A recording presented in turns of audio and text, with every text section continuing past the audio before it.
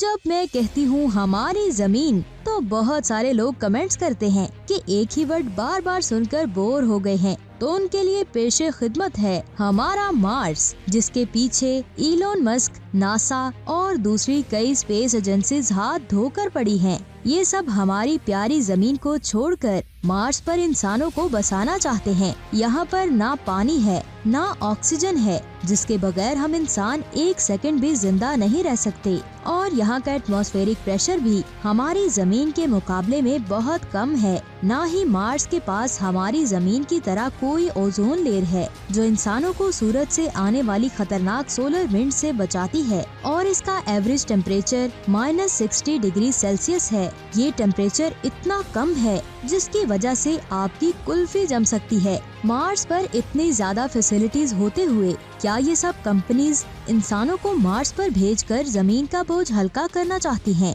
आपको क्या लगता है? नीचे कमेंट्स करके जरूर बताएं। तो इफ टीवी के दोस्तों, क्या हो अगर हम मार्स पर एक सिटी बना दें? वहाँ पर हम कैसे रहेंगे? कितने इंसानों को मार्स पर भेजा जाएगा? वहाँ पर इंसान खाएंगे क्या? पानी कहाँ से आएगा? करेंसी कौन सी चलेगी? ये कमाल की इन्फॉर्मेशन आप जानेंगे आज की इस वीडियो में। वीडियो शुरू करने से पहले मैं आपको बता दूं कि अब से हम वीडियो आपके बताए हुए टॉपिक्स पर ही बनाएंगे। आप जिन टॉपिक्स पर भी वीडियो देखना चाहते हैं तो उस टॉपिक का नाम नीचे कमेंट करें। जिस टॉपिक पर कमेंट्स ज्यादा हुए या जो टॉपिक हमें अच्छा लगा, हम उस पर वीडियो बनाएंगे। 1960 से लेकर आज तक हमने कई स्पेस रोवर्स को मार्स पर भेजा, जिनमें से सिर्फ 5 ने मार्स की सतह पर लैंड किया, जिनका मकसद मार्स के बारे में जानना था। लेकिन इलोन मस्क और इनकी कंपनी स्पेस एक्स ने मार्स पर किसी स्पेस रोवर या रोबोट को नहीं बल्कि इंसानों को मार्स पर भेजने का फैसला किया, जिनका मकसद वहां पर 10 लाख लोगों को भेजकर उनकी एक गवर्नमेंट बनाना, कल्चर बनाना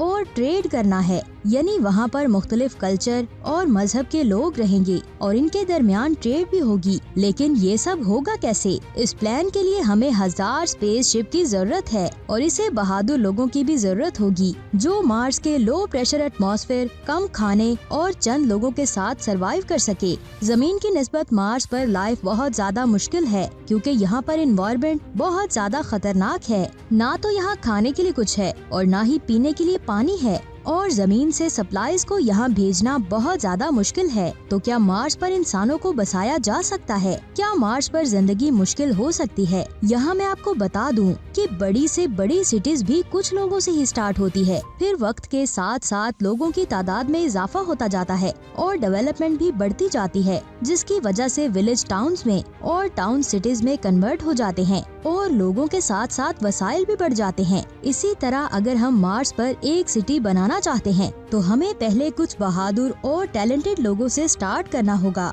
बोर्डाउ इंस्टीट्यूट नेशनल पॉलिटेक्निक के मुताबिक मार्स पर एक सिटी बनाने के लिए हमें 110 लोगों की जरूरत होगी। इसीलिए स्पेस एक्स पहले 2 स्पेसशिप बनाएगी और हर स्पेसशिप में 100 लोग आसानी से बैठ सकेंगे और ये कुछ लोग मार्स पर जाकर रिसर्च स्टेशन बनाएंगे और वहाँ रहकर मार्स के बारे में ज्यादा से ज्यादा जानकर उसे हैबिटेबल बनाने की कोशिश करेंगे। और अगर ये वहाँ पर सरवाइव करते हैं तो और ज्यादा लोगों को मार्स पर भेजा जाएगा। लेकिन यहाँ पर सबसे ज्यादा दिलचस्प सवाल ये है कि इन लोगों के लिए खाने और पानी का इंतजाम कैसे किया जाएगा? क्या ये वहाँ पर जाकर खेती बाड़ी करेंगे या जमीन से ही फूड और जरूरत की दूसरी चीजों को मार्स पर भेजना होगा? हमारी जमीन 365 डेज में सूरज का एक चक्कर लगाती है, लेकिन मार्स सूरज को एग शेप में ऑर्बिट करता है, जिसकी वजह से मार्स सूरज के गिर्द अपना एक चक्कर 687 डेज में कंप्लीट करता है। यानी इसका एक साल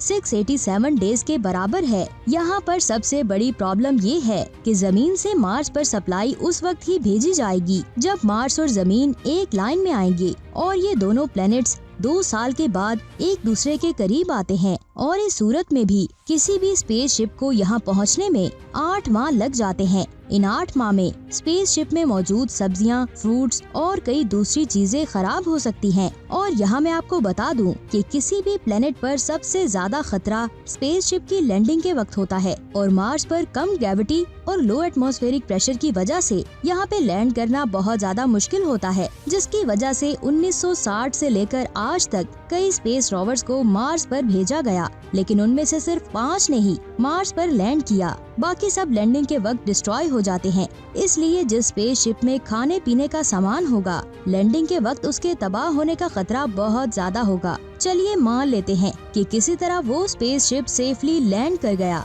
लेकिन लैंडिंग के बाद जो मिट्टी हवा में उड़ेगी वो और भी ज्यादा खतरनाक होगी। चांद पर मौजूद मिट्टी किसी भी स्पेसक्राफ्ट के सिस्टम को डैमेज कर सकती है, लेकिन जब आप मार्स पर लैंड करेंगे तो लैंडिंग के वक्त उड़ने वाली मिट्टी चांद की मिट्टी से कई गुना ज्यादा खतरनाक साबित हो सकती है, क्योंकि यहाँ ग्रेविटी नहीं है। इस वजह से जब इसकी मिट्टी पर थोड़ा भी प्रेशर पड़ेगा तो ये इलेक्ट्रिकली चार्ज हो जाएगी और इसके उड़ने की रफ्तार बहुत तेज होगी, जिसकी वजह से ये आपके स्पेस सूट में सुराख कर सकती है और सिस्टम को डैमेज कर सकती है, यहाँ तक कि स्पेसशिप को तबाह कर सकती है। यानी वहाँ पर सप्लाई को लेकर जाना बहुत ज्यादा मुश्किल है। तो यहाँ एक सवाल आता है, वहाँ पर मौजूद इंसान खाएंगे क्या? क्या हम मार्स पर खेती कर सकते हैं? इफ टीवी के दोस्तों, मार्स की मिट्टी में क्लोरीन बहुत ज्यादा है, जिसकी वजह से मार्स की मिट्टी बहुत ज्यादा जहरीली है। अगर हम इस मिट्टी में कोई चीज उगाते हैं तो इसे खाने के बाद हमारी जान को खतरा हो सकता है। तो इसका मतलब है कि हम मार्स की मिट्टी में खेती नहीं कर सकते।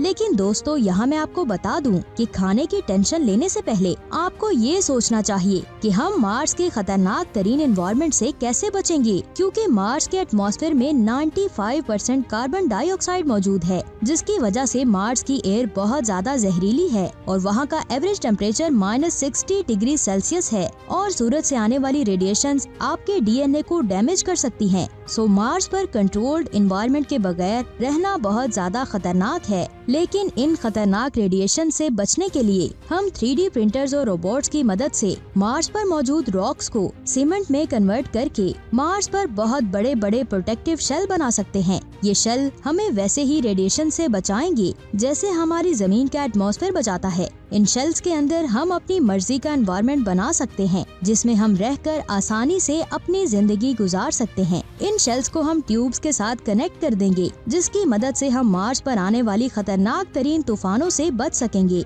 इलोन मस्क के मुताबिक इस टेक्नोलॉजी के जरिए हम सिर्फ 10 सालों में मार्स पर इंसानों की एक कॉलोनी बना सकते हैं। लेकिन यहाँ एक सवाल आता है, इन रोबोट्स और मशीनों को चलाने के लिए बिजली कहाँ से आएगी? तो दोस्तों, मैं आपको बता दूं, बिजली के लिए मार्स पर सोलर रेज को सेट किया जाएगा और मार्स पर मीथेन और कई दूसरी गैसेस के जरिए हम बिजली पैदा कर सकते हैं। अब हमने मार्स के खतरनाक एनवायरनमेंट से बचने के लिए कंट्रोल्ड शेल बना लिए हैं, बिजली भी पैदा कर ली है, लेकिन अब वहाँ पर रहने वाले इंसानों के लिए खुराक कहाँ से आएगी? मार्स पर ग्रेविटी कम होने की वजह से आपका वजन वहाँ पर कम हो जाएगा और आपको अपने आप को हेल्दी रखने के लिए ज्यादा से ज्यादा प्रोटीन की जरूरत होगी। इसलिए 110 लोगों के लिए हर रोज 110 कुक चिकन ब्रेस्ट और 660 गाजरों की जरूरत होगी। चिकन और कैरेट्स की फार्मिंग शेल के अंदर की जाएगी। लेकिन यहाँ सबसे जरूरी चीज पानी कहाँ से आएगा? साइंसदानों के मुताबिक मार्स पर पानी बर्फ की सूरत में मौजूद है। अगर ये पानी खत्म नहीं होता तो मार्स पर मुख्तलिफ फिल्ट्रेशन प्लांट्स लगाए जाएंगे, जिसके जरिए पानी को फिल्टर करके हम फार्मिंग कर सकते हैं और बहुत सारे पानी को सेफ कंडीशन में जमीन से मार्स पर भेजा जाएगा और एक गवर्नमेंट इंफ्रास्ट्रक्चर बनाया जाएगा, जिसके जरिए पानी को डिस्ट्रीब्यूट किया जाएगा। पानी के आते ही हमने मार्स पर इंसानों की एक कॉलोनी बना ली, जिसमें हर फैसिलिटी मौजूद है। लेकिन यहाँ एक सवाल आता है कि मार्स पर करेंसी कौन सी होगी? यानी मार्स पर हम चीजों को कैसे बाय करेंगे? कैश, जिसका एक वजन है, जिसको स्पेस में लेकर जाना बहुत ज्यादा मुश्किल है। यानी पैसों को मार्स पर भेजने के लिए हमें बहुत ज्यादा पैसों की जरूरत होगी, इसलिए इन्हें मार्स पर नहीं भेजा जा सकता। क्रेडिट कार्ड्स का इस्तेमाल करने के लिए हमें वाईफाई सर्विसेज की जरूरत पड़ेगी और मार्स से जमीन तक किसी भी सिग्नल को पहुंचने में 14 मिनट लग जाते हैं। तो ये आइडिया भी अच्छा नहीं है, इसलिए मार्स पर क्रिप्टो करेंसी का इस्तेमाल किया जाएगा, जिसका नाम होगा मार्स कॉइन। मार्स कॉइन सिर्फ उन्हीं लोगों के लिए अवेलेबल होगा जो मार्स पर रहेंगे। इस मनी के जरिए हम मार्स पर गवर्नमेंट बनाएंगे, ट्रेड करेंगे और अपनी रोजमर्रा की जरूरियात को बाय कर पाएंगे। अगर हम ऐसा करने में कामयाब हो गए तो हम हमारी कायनात में कई और प्लैनेट्स भी ढूंढ लेंगे। यहाँ पर हम इंसान अपनी जिंदगी गुजार सकेंगे। आपको क्या लगता है, मार्स पर हम इस तरह अपनी लाइफ गुजार सकेंगे या नहीं? नीचे कमेंट्स करके जरूर बताएं और कमेंट्स करके ये भी बताएं कि नेक्स्ट वीडियो आप कौन से टॉपिक पर देखना चाहते हैं। अगर वीडियो अच्छी लगी हो तो इस वीडियो को लाइक करके अपने दोस्तों के साथ शेयर करें और स्पेस से रिलेटेड मजीद अमेजिंग वीडियोस को देखने के लिए हमारे चैनल इफ टीवी को सब्सक्राइब करके बेल आइकन को प्रेस कर दें और वीडियो को लाइक जरूर करें, क्योंकि जब आप लाइक करते हैं तो हमारा हौसला बढ़ता है। खुदा हाफिज।